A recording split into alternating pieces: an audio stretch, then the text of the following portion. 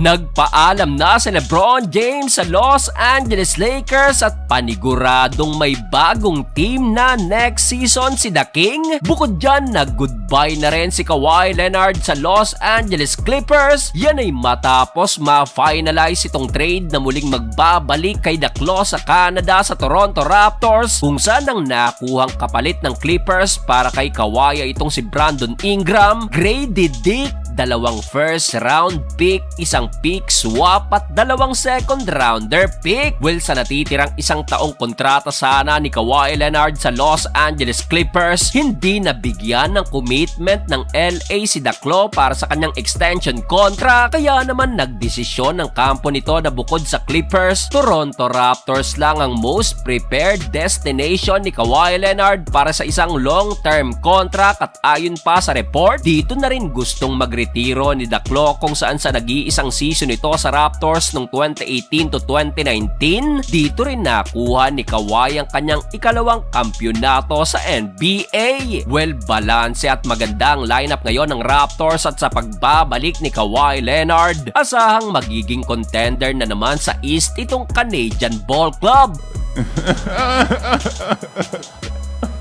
Mapunta na tayo kay LeBron James, kung saan opisyal na nga na isang unrestricted free agent na si LBJ. Yan ay matapos ihayag ng kampo ni LeBron na iiwanan niya na nga ang Los Angeles Lakers upang lumipat ng ibang koponan para sa susunod na season. Sa 8 taon ni LeBron James sa Lakers, nagpasalamat si The King na naging isa siya sa nagpatuloy ng legacy na iniwanan ni Kobe Bryant, na ngayon naman ay ipagpapatuloy ni Luka Doncic at Austin Reeves. Well, sa kasalukuyan, wala pang pinal na destinasyon si LeBron James, pero ang usapan dito, hindi nahabol ni LBJ kung gaano kalaki ang contract na i-offer ng ibang team, kundi kung saan siya masayang maglalaro sa susunod na season. Ngayong araw, July 1 to July 5, asahang gugulong ang negotiation sa mga gustong team na kukuha kay LeBron, pero hindi naman daw nagmamadali ang kampo ni The King, lalo't sa July 6 pa officially pwedeng makapirma ng panibagong kontrata si LeBron after ng moratorium ng NBA. So far, 3 team ang tinitignan ngayon na posibleng babagsakan ni LeBron James. Yan ay ang Golden State Warriors at ang kanyang former teams na Miami Heat at Cleveland Cavaliers. Well, di na nakapagtataka kung bakit nasa listahan ng Heat at Cavs, dahil bukod sa Los Angeles Lakers, itong 2